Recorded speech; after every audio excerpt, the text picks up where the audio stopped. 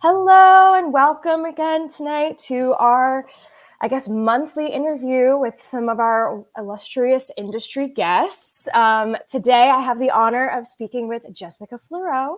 She is our SEO maven at BNN.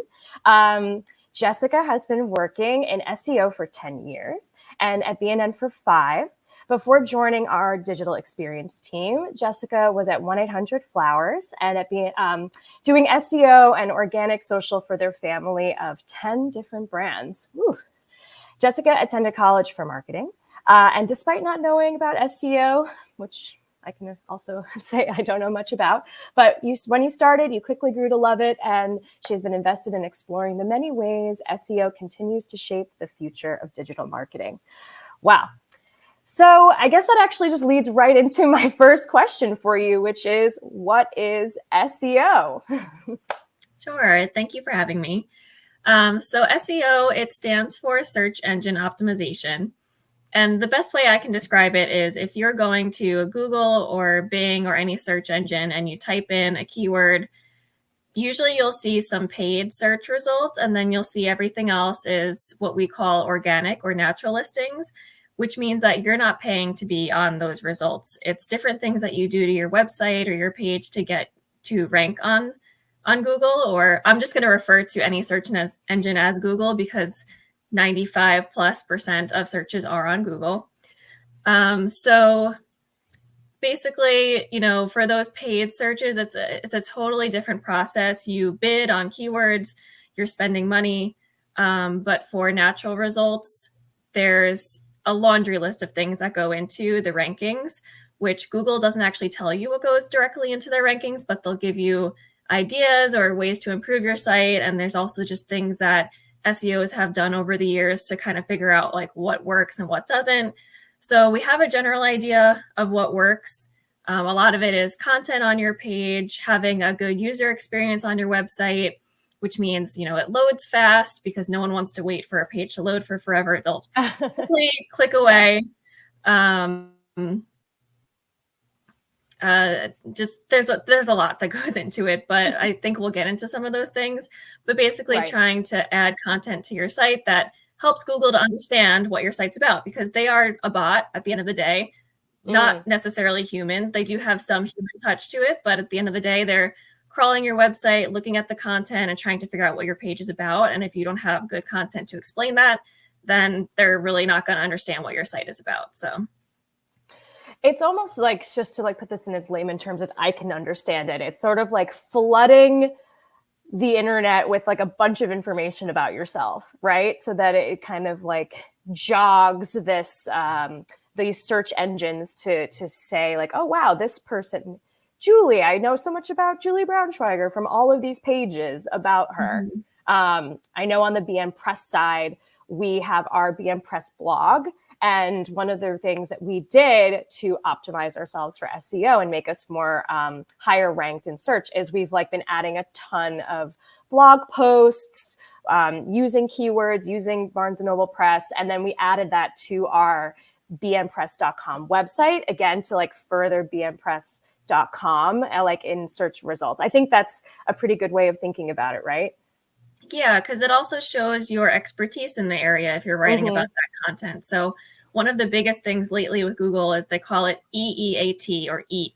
And it stands for expertise, authoritativeness, trustworthiness, and I think I missed the first E, was experience. But basically, they're all kind of similar, where they want people who have, if you're talking about a book, they want someone who has read the book, is writing a legit review. They're not just saying wow, really looking forward to this book. They have actually read it. They know what it's about. They're recommending it to their friends, but translating that into online to show that, oh, this person, they're a bookseller, so they're trustworthy and they've read the book. So they have the, the experience and they have the expertise. So all of those things just are what Google says your content should be about. And that's what a lot of their ranking factors are about more recently. Got it. Okay. And so that brings me to sort of the next part of this is okay, so where's SEO now then? If that's sort of what SEO is, what is it now? That basically is what it is now. Okay. There's algorithms literally every day, updates, but there are some major ones that happen, and they call them core algorithm updates. So there's actually one going out right now. It started last week, and they usually take about 2 weeks to fully roll out. And what those core updates do is they change the rankings based on what they think is, the major factors. So it's EEAT. It's right now there's a lot of talk about AI. Mm-hmm. So early studies from the algorithm update have shown that it might be demoting people who have mostly AI content on their websites, like fully AI generated blog posts, because AI content doesn't fit EEAT. It's not, not a trustworthy source. It's not unique content. It's pulled from other aspects. There's nothing really added to AI content that can give you anything new, So they're really looking for that newness, expertise, and you're not really getting that from AI. So a lot of sites have been hit with penalties from that, from what we're seeing so far. But it'll be interesting to see like what comes as that adapts and, changes. That's so interesting about AI and sort of the like penalization, I guess, that's going on with AI content, which I think, obviously for the creatives that we're talking to in this video, like that's a good thing, because I think keeping that like human element, even in technology, is going to be more important than ever going forward. That's really interesting. I have in my notes to talk a little bit about affiliate marketing, but I'm actually going to push that to later in the discussion, because I think we're having a really great time talking about SEO. So just like pivoting to like SEO and BNN specifically, because a lot of our authors are always really curious about how they can better position themselves on BNN and find new readers, whether that's with Nook or with their print books. So what key SEO strategies would you recommend for our BN Press authors so they enhance their online visibility? Yeah, so the first thing I think of usually is having your own website. So if you don't have your own website, I would create one. And then making sure your website has SEO copy. So what we consider SEO copy is the copy you find when you go onto Google. So like the blue link of text is called a title tag. The little description after that, we call a meta description. And those things are not really found on your web page itself. It's more back end, and it comes up in Google. So those things are big ranking factors. If you have good keywords in there, that's what Google pulls to understand what your page is about. And then, of course, copy on your page itself. So including keywords about your book, the genre, having, an about the author page is helpful as well, a little biography about yourself, making sure your web page has a good user experience. So again, like I said, making sure it's fast, it's easy to see on mobile devices, because sometimes mobile even pages don't look great. But all of those things kind of tie into it. And then I would say be active on social media too. I know it's a different beast versus SEO, but it actually does help.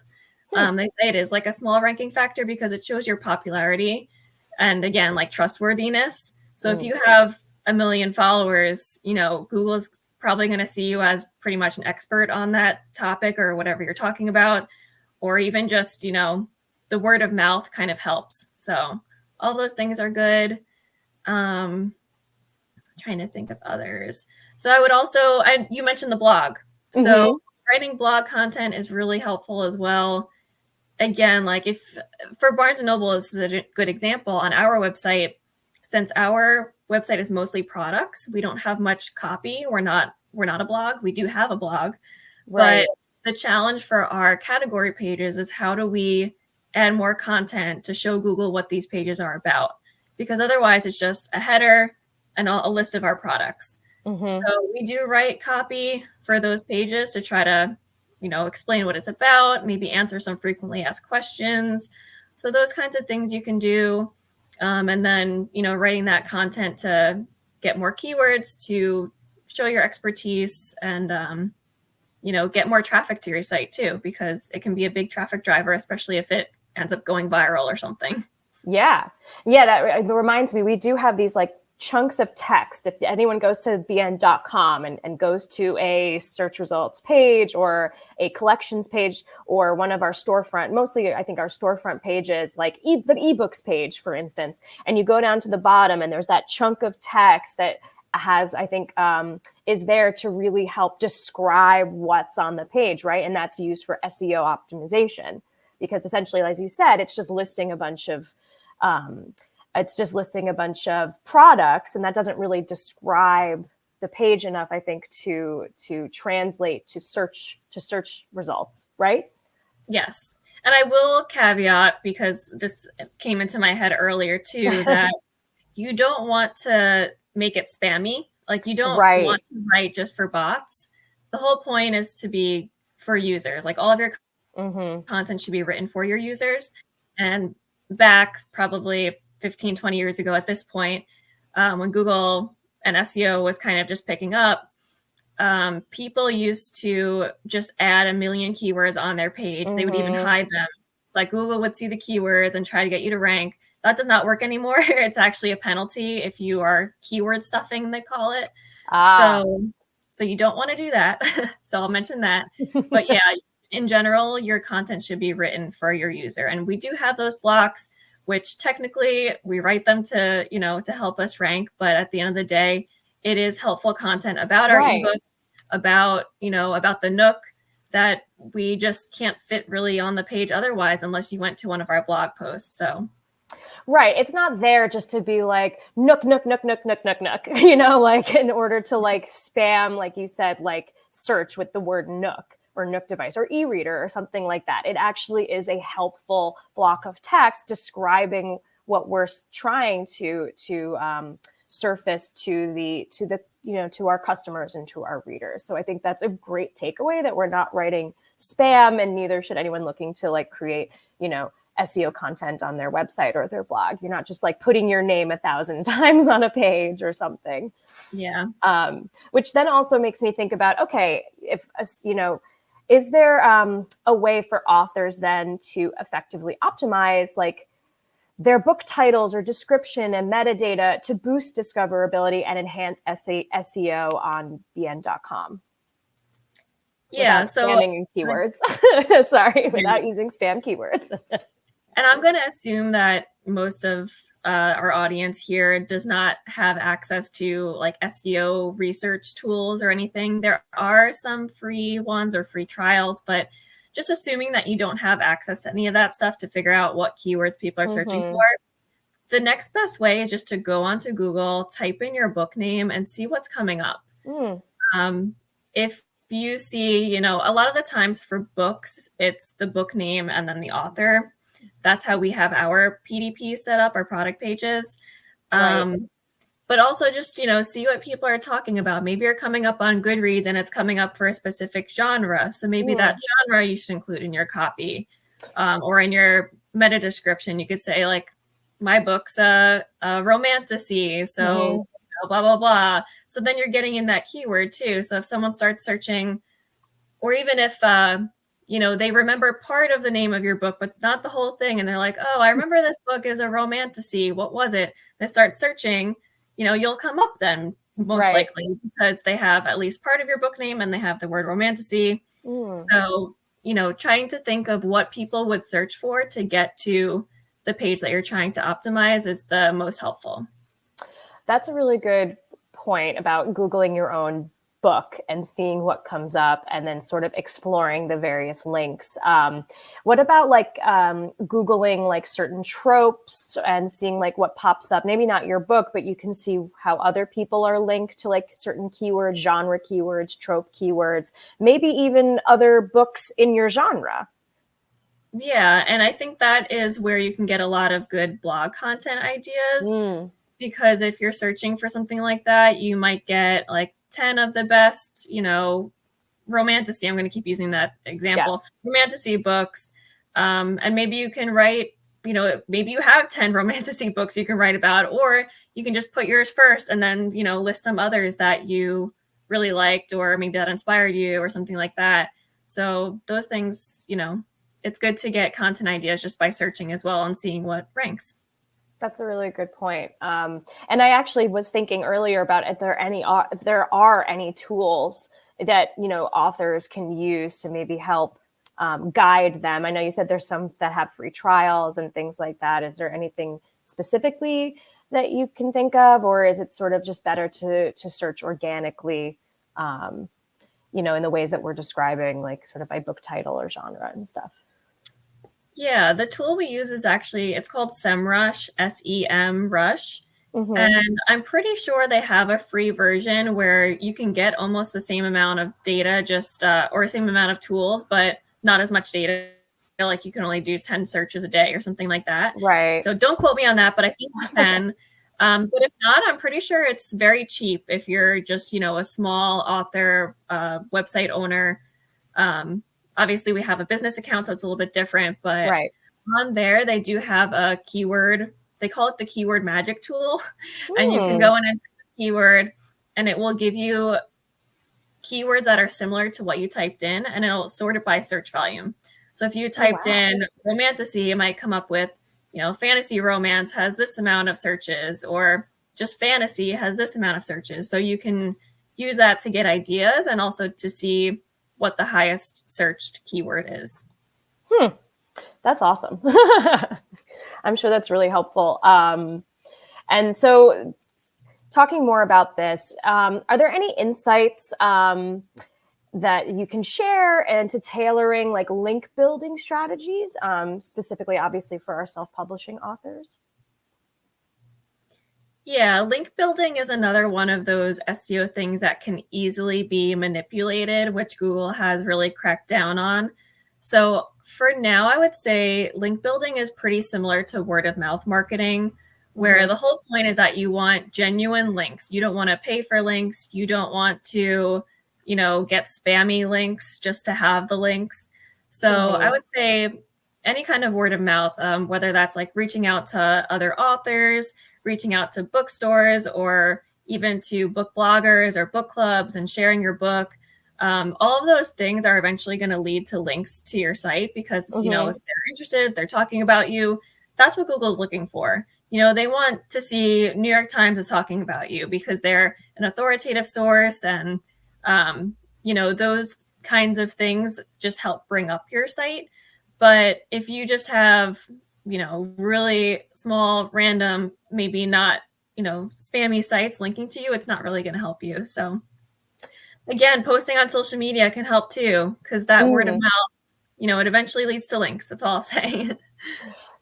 So link building essentially is just sort of like getting your, let's say, website link out there to other places, that through this idea of like word of mouth. It's sort of, obviously you want it to be an organic thing. So it's like making sure your link is showing up in like a Goodreads article, or on a like a reader's blog or something like that. It's sort of like these just various places across the internet that may have your link, but you want them to be reputable, good sources of information, not necessarily, like you said, like these spam sites.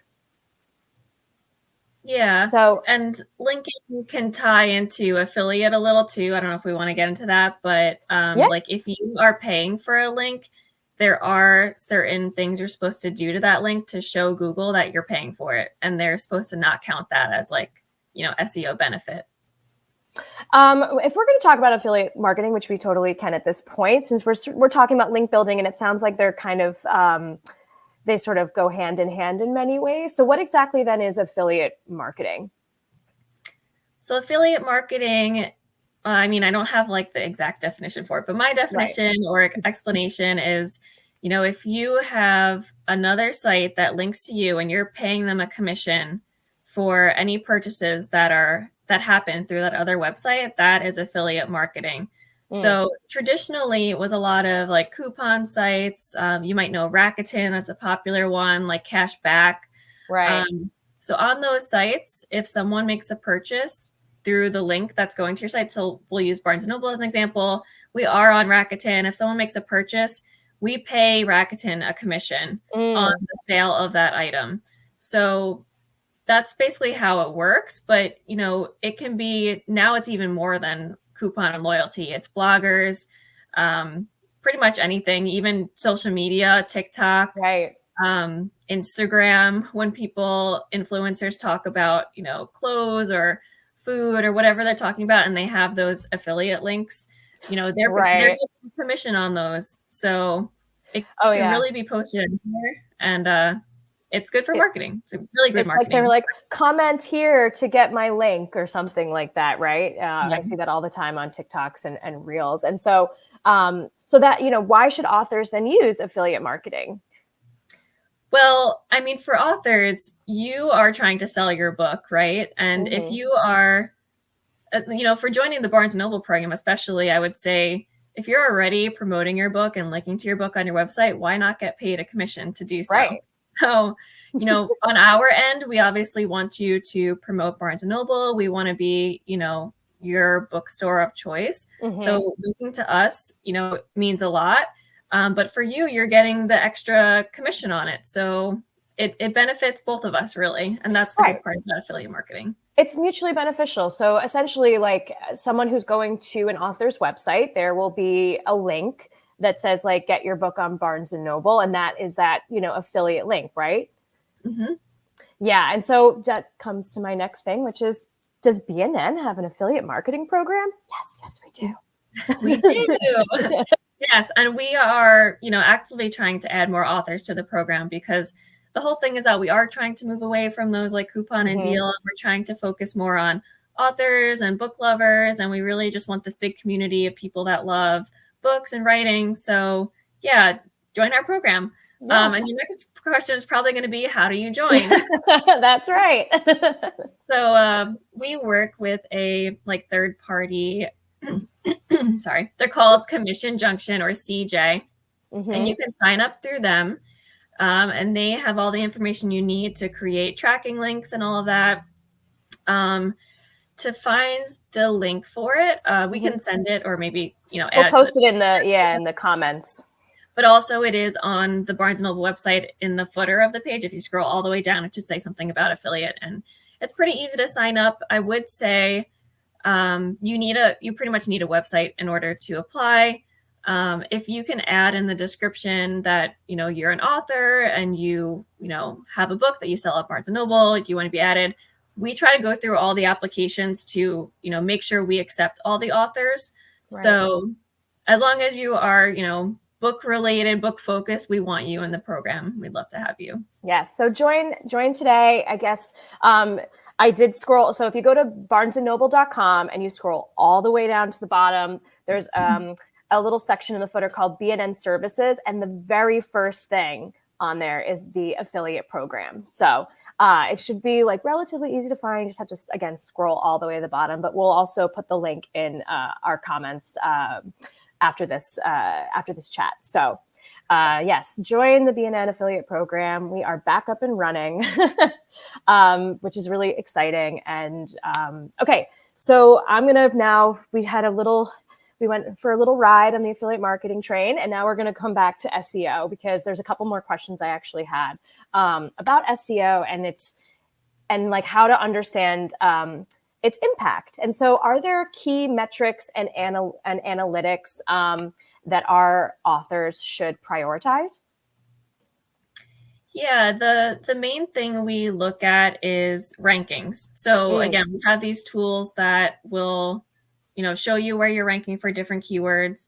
But there actually is a free website, Google Search Console, and you can sign up with your website. You just have to verify that you're the website owner, but it gives you all information about your website, what people are searching to click on it, the traffic you're getting, the rankings. So that, I think, would be step one. It's Google Search Console, or it used to be called Google Webmaster Tools.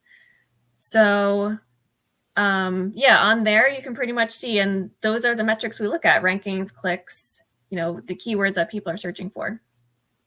Interesting. Actually, this brings me to a question about reviews, and I don't know if you may know the answer to this, but are reviews at all important on an author's obviously on maybe on their website, but what about like on our product pages? Like, is an important thing to have like a lot of reviews or that kind of engagement on our pages? Does that help with SEO at all?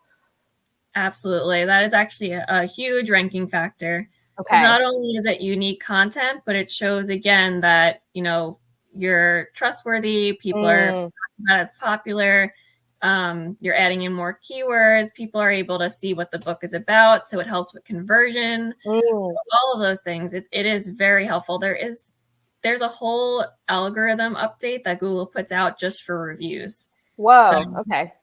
yeah, so there's a lot that goes into that too, but definitely get reviews. Okay, that's good to know. So when we were talking earlier about like optimizing your, let's say, product page on bn.com, whether that's through a better description or book titles and things like that, Mhm. getting those reviews clearly Yes. is a Yeah. huge factor in optimizing for SEO. So that's a really good note. And I know it's not always easy for authors to find people to review their book, but honestly, even getting like family and friends probably is a great first step. Just getting something on the page that shows that, again, like you said, you're legitimate and there's more information there for prospective customers. So yeah, get those reviews on there. And that's just one of the, I think, better ways of optimizing for SEO, it sounds like, which is really Yeah. And if interesting. you are asking family and friends, might as well go a step further and have them write really good reviews. And again, I Right. kind of mentioned this earlier, but don't just say like this book is great. Mm-hmm. Talk about what the book is about. If Mm. if it's similar to another book, say, if you liked this book, you might like Oh, this. Just adding in content that's actually helpful, brings, knowledge to that customer, gives them a reason to want to buy it. So that information helps rather than just saying like 5 stars, the book was great. right, right. Better than Oh, nothing, but that extra content really does help too. that's such a great point that like, yeah, you're adding again further like descriptors and information. And I didn't even think about like if you liked this book, you'll love this book that I'm, reviewing for. And so, yeah, make sure that your review is not just like, a quick little 5 stars or in one sentence. Like you actually have a little bit of meat on there to talk about it. So that's a great note for our authors watching. Okay, so we've talked a lot about like what's going on in the industry these days, which brings me to really talking a little bit about how our authors can stay informed about these like latest industry trends and the algorithm changes that we've been mentioning. Yeah, there's a few good websites, but I have two go-tos. So one of them is actually Google itself. It's called Google Search Console or Google Search Central. Sorry, Mm-hmm. and they have their own blog. Again, we can add the link here, but Yeah. that's where they will announce when they have core algorithm updates, when they're Mm. changing some things. So that has been really helpful. And the other one is called Search Engine Land, and Mm. it's a website that it's a news site. So they post even more than Google would because they're posting about different things that SEOs find, what's happening in the industry. So those two ones are great. And, Google also just has a lot of good SEO 101 information. So Mm-hmm. whether it's on the blog or, they have just a lot of content. They even have YouTube videos that can teach you. Oh. They're really good for beginners. So again, we can send that over too. Yeah, I was going to say at the end of this, Jessica, I think I'm going to need an email with all of these links that we've been talking about so I can add them in the comments after this. Because I feel like there's such great information here, but I'm definitely not going to remember all of these links. So we'll have to talk offline, as they say. That really was my last question. I really appreciate you being here. I don't think I said that earlier, but thank you so much for coming on today and talking with me about this. I think with everything going on the tech side and in the digital space, like it's really important to be up to date, especially for our authors on, how they can better position themselves. There's so many books out there and we want our authors to be able to find those readers. And SEO is one of the ways to do that.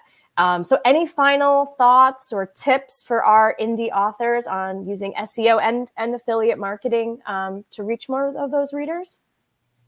Yeah, I would just say, there's so much documentation out there for beginners, especially with SEO, I would say.